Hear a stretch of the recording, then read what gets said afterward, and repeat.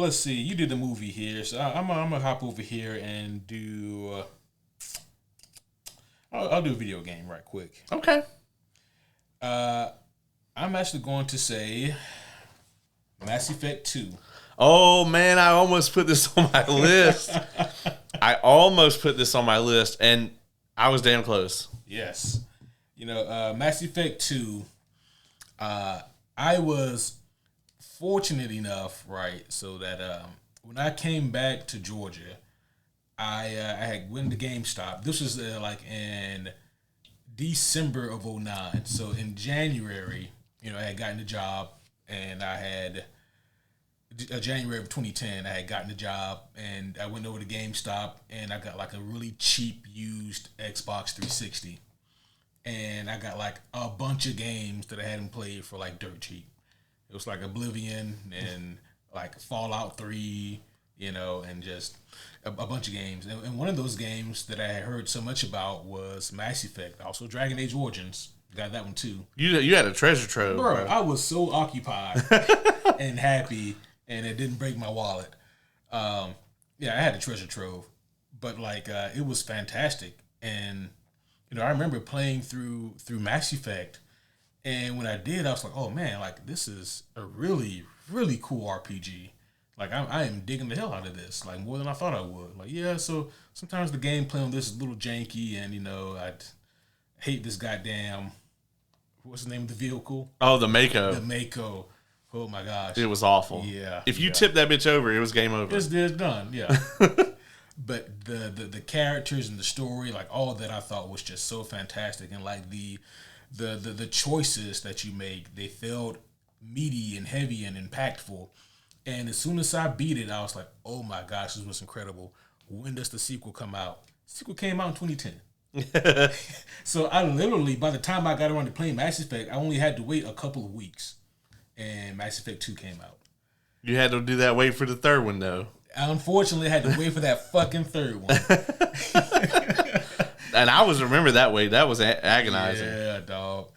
So Mass Effect 2 comes out, and when I say that for me, it was an improvement in every single way. Every single conceivable way. Like, you can argue that they reduced some of the RPG elements, but that was to overall make the gameplay more acceptable for people. I didn't like that at the time, but then when you play the game, you're like, this was obviously the correct choice. Yeah, I agree. The story is fucking top notch in this one. The characters are phenomenal, and and this may be a bit of a hot take, but like the characters in Mass Effect 2, or in the Mass Effect franchise, I should say, overall are still like my favorite companions in all the video games. BG3 is right fucking there. I was gonna say it depends on the character for me, but I will say though, there is no ride or die anywhere like Garrus Vakarian. Yeah, absolutely. Yeah. So for me, it'd probably be like Garrus, the BG3 like main crew, and then right under that would be like the rest of the Mass Effect 2.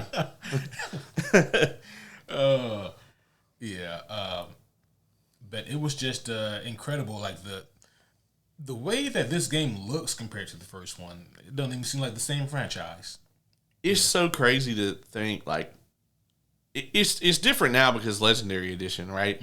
But if you got the original versions of those games and you like just hand them to somebody and be like, these all came out on the same system, you'd be like, what? Like, there's no fucking way. Because Mass Effect was early in the 360 life cycle, and then 3 was like late in the 360 life cycle. Yeah.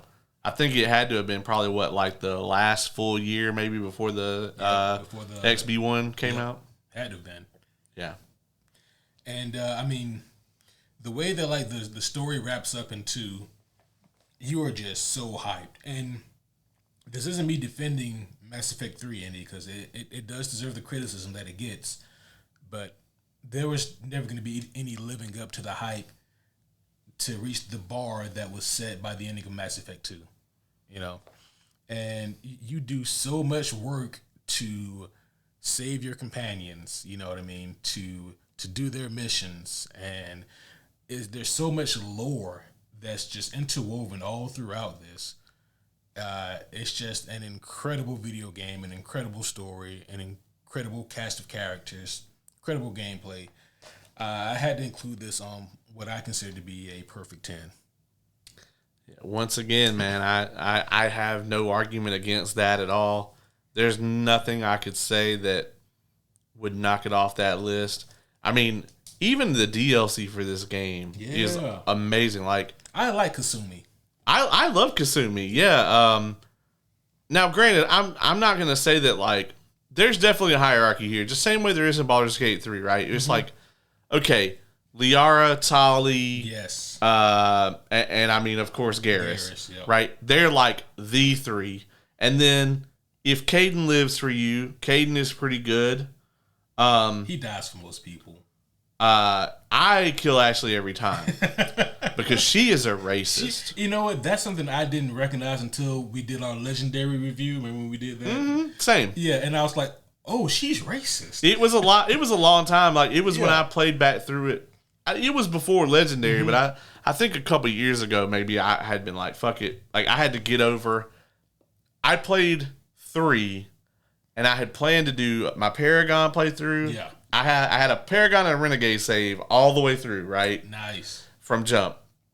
So when the third one came out, I had my Mass Effect 1 and 2 Paragon save ready to go, and my Mass Effect 1 and 2 Renegade save ready to go. Yes. I played through Mass Effect 3 as Paragon, and then I turned that shit off for like literally 5 years. And then the next time when I picked it back up, I was like, man, this bitch is a racist. Yeah. And it's crazy because it didn't click that way with me in like 2010 or whenever. No, me either. But like, it's not glaring. like I'm looking for it. No, it's fucking glaring. Like, the first time you let her on the ship, she's like, I don't think I trust these guys. And you're like, oh, really? What do you mean? And she's like, these fucking aliens. And I'm like, oh. You know, I guess when I was younger, I was just like, well, maybe she just don't like aliens. And I was like, wait a minute. Yeah, this isn't good. Yeah. This is not acceptable. Right. Yeah, she's a fucking racist. I used to kill Caden, but now Ashley dies every time. And I'm trying to think, like, she does, like, get over her racism, right? I don't think so. I never got that from her story in 3. I'm trying to think. Maybe she doesn't. Maybe she just dies a racist. Yeah, I think so. Yeah. Which, you know. I mean, you know, it's fine with me. I like the ending to Sinners. Yeah, you know, Mass Effect 2, the reason it's so far up there is like, it's a whole game. Mm-hmm. Yes, it serves as a follow-up to 1, and if you don't play 1, it is not as powerful. Yeah. It also serves as a precursor to 3, but it also feels like its own story.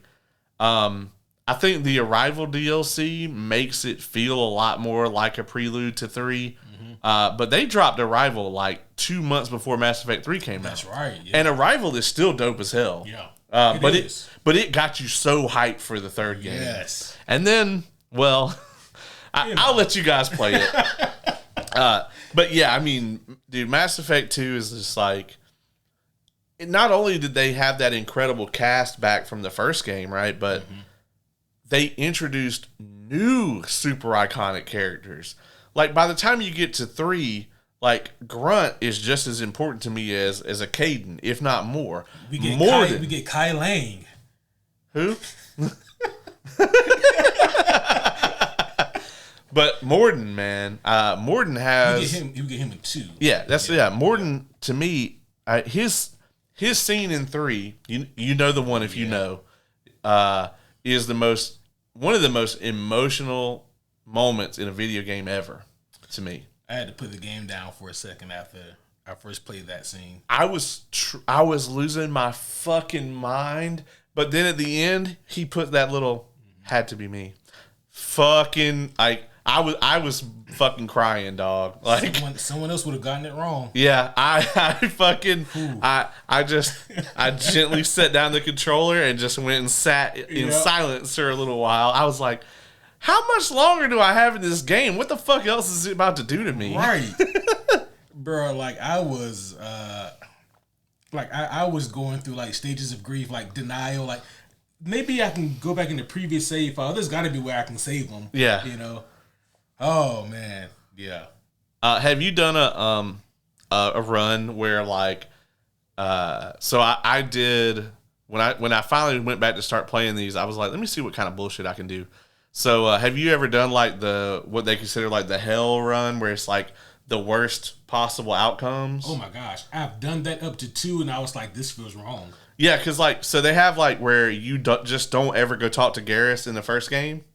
And you like don't get him at all. It was like when you see him in the customs or whatever in the first game, you can literally walk around him and get out, and like you don't have to recruit Garrus, and like you just don't get him at all. Not even in 2. Like, no, you still get him as Archangel or whatever in 2. Yeah, but like you guys don't know each other. Oh, that's so wrong. It's awful. And yeah, like and then in 2 you like maximize your casualties in the mission. So like I think you can get all but like a couple people killed. Like if the Caden or Ashley, whichever one of them lived, they have to live. But you can get Dr. Chakwas killed, most of the crew, almost all of your characters. I want to say that you can't obviously like Liara and you talking about for 1 or 2 for 2? For 2, yeah. All right, so like Liara's not with you, so you can't get her killed. She's still in the third one. Yeah, Ashley's not with you either. Right. You kill Rex in the first game, so he's not alive at all. So yeah, by the time you get to like the third game, like it's not Morton, it's some other guy. Wow. It's some other scientist because he's dead. He died in the mission. Yeah. And then like Rex is not the leader of the Krogans. You don't have any what do you call them? Bionics? You don't have anyone like Jack or no, you can get Jack killed, yeah. Yeah. I mean, because they're all. Yeah, that's fucking awful. Because you know they have that point where you have to like get like a biotic to like lead the people out. You just pick someone like mad shitty, and then like they can't do it, and like the shield drops, and then like the little things just swarm and kill them all. Oh my gosh. Yeah, it's crazy. You get like and like the last scene or whatever is you on the Normandy, and he walks past all the caskets. Oh yeah, it's so awful. Jesus. Yeah, it's terrible. But if you just are a big fan of Mass Effect, it's like it's interesting to play through like what if of like the worst case scenario had happened. Oh my gosh! And then you'd just be stuck with like the worst crew for 3. Yeah, and then also you also go and back to Earth with like your global readiness like down, and I'm pretty sure that they just wiped the Earth out. Oh. For sure. Yeah. Because you don't have the Crucible or any of that shit. Yeah. Yeah, that's wrong. Yeah, you just go fight the Reapers at like the earliest possible point. Just get obliterated. Yeah. But yes, Mass Effect 2, such an incredible game. It made controversial changes. Like the first one is way more of an RPG, and the second one is, I would say, it's more of a shooter RPG. I won't call it an action RPG because I tend to hate games like that are called that. So, but yeah, man, that's an excellent choice. It very nearly made my list.